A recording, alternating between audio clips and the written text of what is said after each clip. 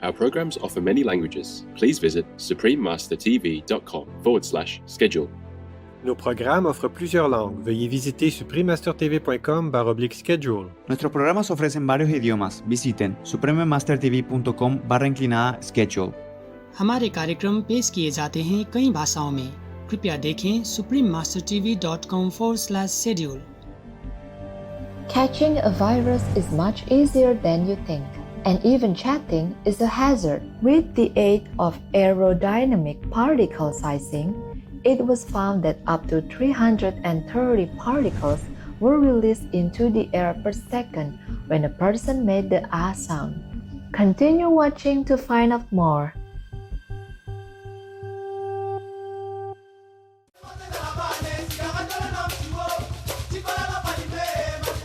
Bonjour means hello in French, the official language of Réunion. This is how the gentle people of the beautiful island will greet you if you ever visit. Réunion is one of the Mascarenes Islands and located east of Madagascar and southwest of Mauritius.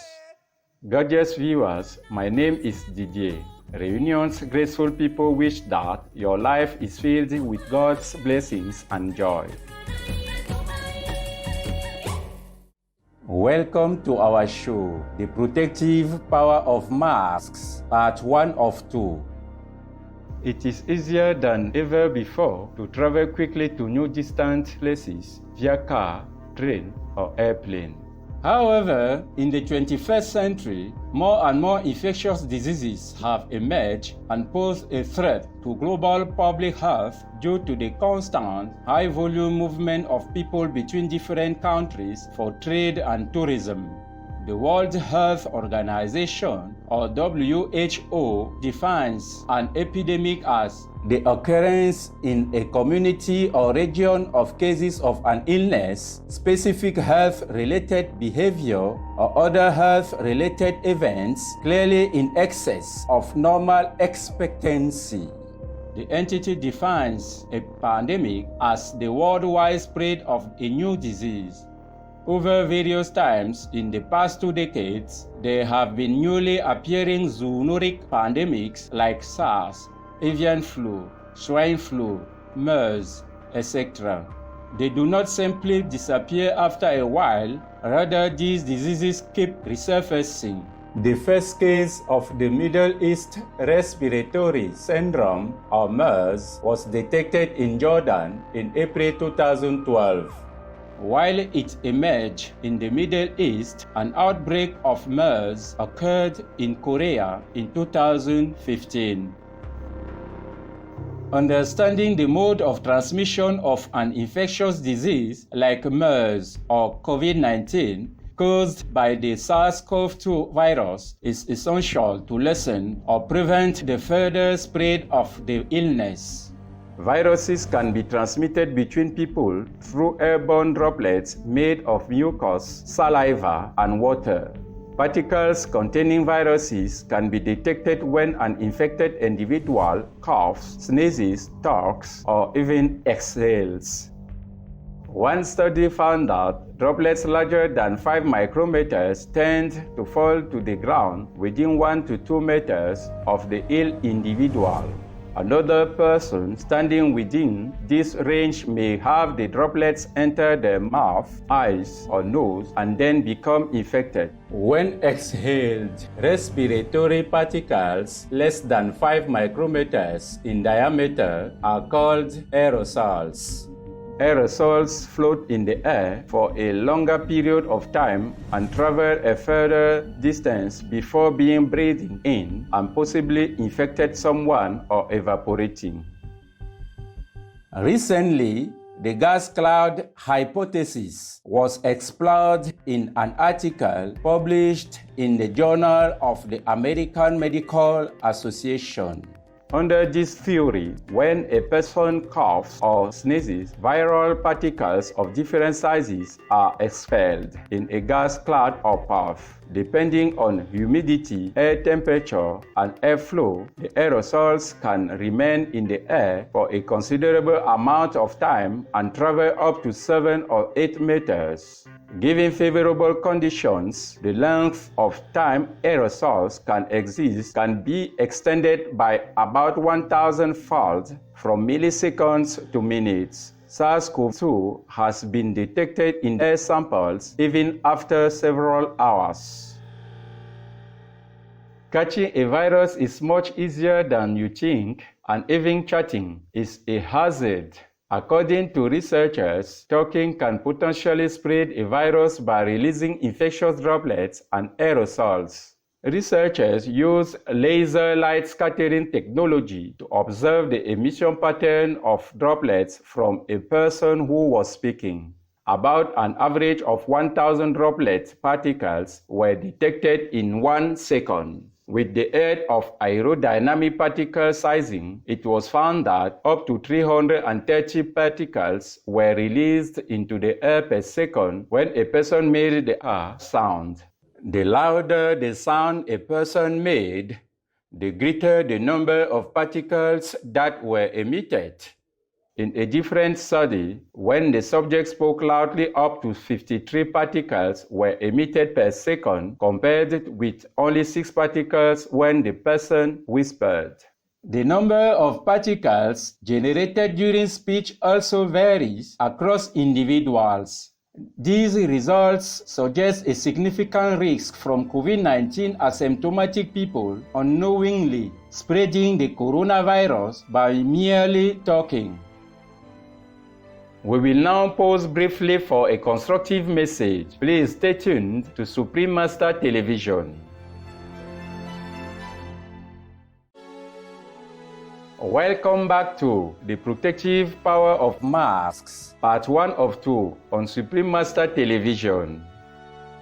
One effective way to prevent coronavirus transmission is through social distancing or keeping 3 meters or more away from others. Personal protective equipment or PPE, such as masks and face shields, are another line of defense. Let's have a look at the structure of a surgical mask, which is used by healthcare professionals and designed for one-time use. This mask is made of 3 layers and commonly known as a triple surgical mask. Each stratum of the non-woven fabric is made up of different textures with specific functions. The outermost layer is water resistant to repel fluids such as respiratory droplets. In the middle, the fabric may carry an electrostatic charge and serves as the filter. The innermost stratum is made of absorbent materials. When a person speaks, sneezes, or coughs, mucosal droplets can be trapped to prevent them from spreading to the surrounding space. In addition, this layer will absorb moisture from the user's breath, so the comfort level can improve. When these 3 layers are combined, the mask can effectively stop pathogenic substances from entering and leaving the wearer's nose and mouth, thus better protecting the user from taking in or spreading a virus.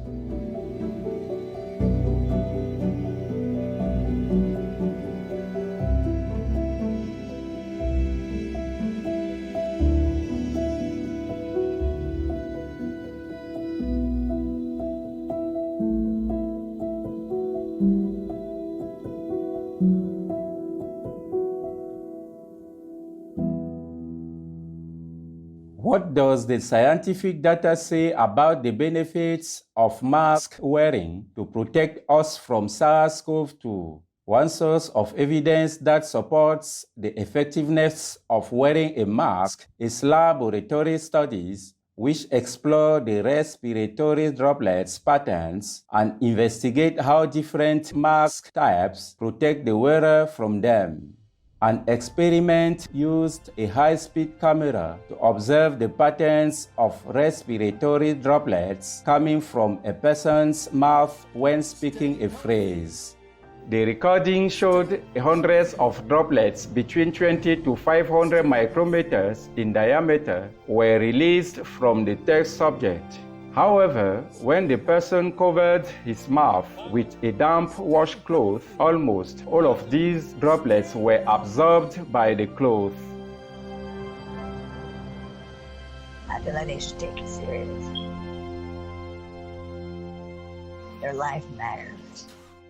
In one simulation, mannequins set about 1 meter apart were used to measure the level of aerosol exposure when someone coughs or exhales. The emitted particles from the source mannequin, which was masked, were radiolabeled to measure their spread. The results showed that the number of particles reaching the receiver mannequin's face, which was unmasked, was lower when the source mannequin's mouth was covered.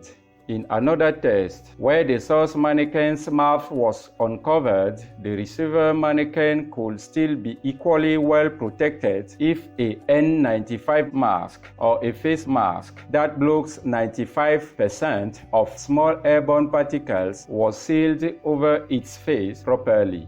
Ultimately, these investigations show that the spread of viruses is much better prevented if the infected person wears a mask. But public health officials advise all to wear masks for maximum safety.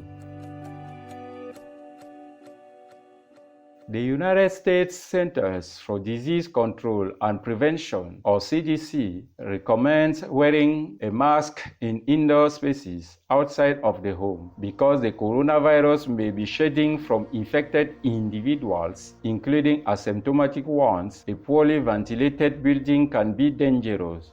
The CDC states persons with more severe to critical illness or severe immunocompromise likely remain infectious no longer than 20 days after symptom onset.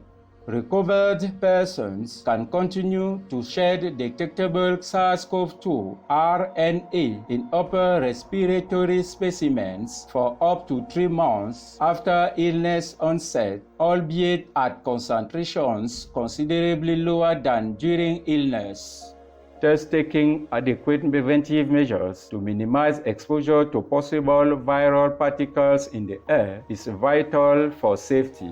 Another advantage of wearing a mask includes preventing one from touching the nose and mouth. Hands can come in contact with a variety of contaminated areas.